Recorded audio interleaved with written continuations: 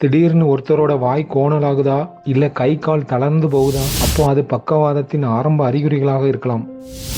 மூளைக்கு செல்லும் இரத்த ஓட்டம் தடைபடும் போது பக்கவாதம் ஏற்படும். இதை FAST என்ற 4 எளிய வழிகள் மூலம் உடனடியாக அடையாளம் காணலாம்.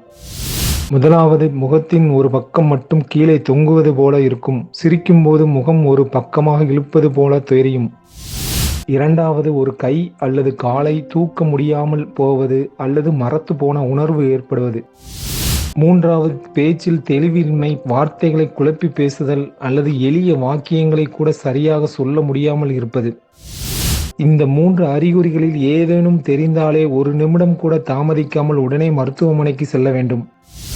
இதோடு சேர்த்து திடீர்னு ஒரு பக்க கண் பார்வை மங்குவது, கடுமையான தலைவலி அல்லது உடலின் ஒரு பக்கம் முழுக்க மரத்து போவது ஆகியவையும் பக்கவாதத்தின் அறிகுறிகள்தான்.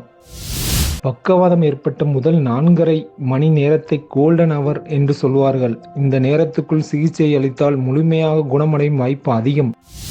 இதுபோன்ற பயனுள்ள ஆரோக்கிய தகவல்களுக்கு நம்ம சேனலை உடனே சப்ஸ்கிரைப் பண்ணுங்க. தேங்க்ஸ் ஃபார் வாட்சிங்.